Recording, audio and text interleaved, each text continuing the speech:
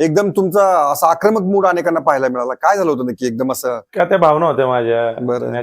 Natural भावना होत्या की हम्म. ज्याच्यावरती मी तरी पण मी खूप कंट्रोल ठेवण्याचा प्रयत्न केला. बरं. पण कधी कधी जीवनामध्ये असे प्रसंग असतात की त्यात तुमच्या भावना तुम्ही ताब्यामध्ये ठेवू शकत नाही, पण तो एक थोडा भावनांचा उद्रेक होता. बरं, ओके. पण हा भावनांचा उद्रेक होण्यामागे फसवल्याची भावना होती की आपल्याला काहीतरी एक प्रकारे कट कारस्थान करून बाजूला सारलेलं आहे असं वाटत होतं? यासाठी अनेक शब्द आहेत. केसाने गळा कापणे, कट, षड्यंत्र, धोका, दगा, बरं. फसवणूक, पिळवणूक, असे अनेक शब्द लागू शकतात या गोष्टीला. पण ज्या पक्षाने तुम्हाला नगरसेवक केलं, शहर सुधारणा समितीचं अध्यक्ष केलं, त्या पक्षाबद्दल एवढा राग का? अनेकांना असं वाटतं काय अमोल बालवडकरांना काय शिक्का मारावा दरवेळेस? ठीक आहे ना, मला काम होतं माझं ना. मी काय असं, आणि मला विधानसभेला इच्छुक होतो तेव्हा मला शब्द दिलता की बाबा तुला तिकीट देऊ, महापालिकेत चांगली जबाबदारी देऊ. कोणी शब्द दिला होता हा? मला राज्याच्या मुख्यमंत्र्यांनी शब्द दिलता, माननीय देवेंद्रजी फडणवीस साहेबांनी शब्द दिलता, चंद्रकांत दादांनी शब्द दिलता. आणि जेव्हा एखादा विषय असतो राजकारणामध्ये आणि तो जेव्हा राजकारणात पण काही तत्व असतात, आणि मी तर लहान आहे खूप वयाने, कर्तृत्व आणि पण मी ठीक आहे केला होता प्रयत्न की बाबा मी पण इच्छुक आहे. पण जेव्हा पक्षश्रेष्ठींनी सांगितलं, देवेंद्रनी सांगितलं, दुसऱ्या सेकंदाला थांबलो.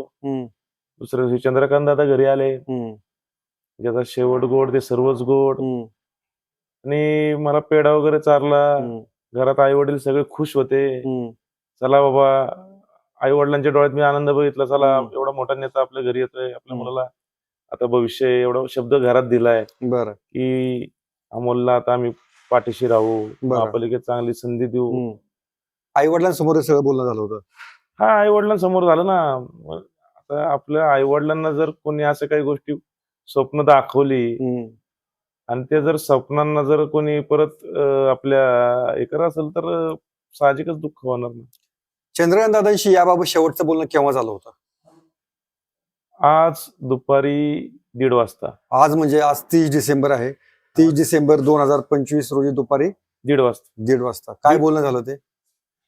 ऍक्च्युली सकाळी दादाचा फोन आलता 6 वाजता, 6 वाजून 5 मिनिटांनी, की खरं तर 2-4 दिवसापासून माझ्या मागे एबी फॉर्म मला देत नव्हते. माझ्या पॅनल मध्ये बाकीच्या 3 उमेदवाराला दिले होते, माझा राखून ठेवला. म्हणले चालू आहे तुला द्यायचंय. मला असं वाटलं, अरे मला तर विधानसभेला शब्द दिला, तुला महापौर करू, तुला स्टँडिंग करू, ते तर लांब राहिलं. मला एबी फॉर्म साठीच पळवणूक करायला लागले नाही का. ठीक आहे म्हणलं, असं काहीतरी असं बाबा, नाराजी एखाद्याची नको. म्हणले बाबा अमोल, एखाद्याची नाराजी जर कमी होत असेल, तुझा फॉर्म लांबवलं तर काय फरक पडतोय. ठीक आहे, आपण विश्वास ठेवला डोळे झाकून.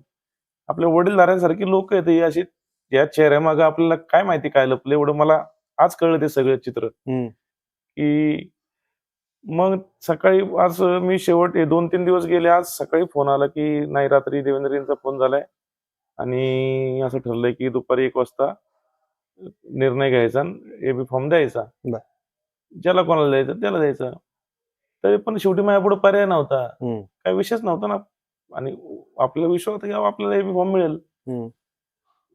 1 वाजले तरी मला फोन नाही आला. 3 वाजेपर्यंत मुदत होती,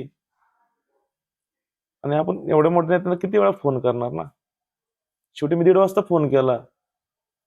दादांचा फोन वेटिंगला होता. मग परत फोन केला तर दादा म्हणले, थांब मी 5 मिनिटात देवेंद्रजींना फोन करतो आणि तुला सांगतो. म्हणलं तरी परत फोन नाही आला. मी परत फोन केला, तर फोन उचलला, दादा म्हणले की देवेंद्रजींचा फोन झालाय आणि एबी फॉर्म दुसऱ्या उमेदवाराला द्यायचं ठरलंय. अच्छा.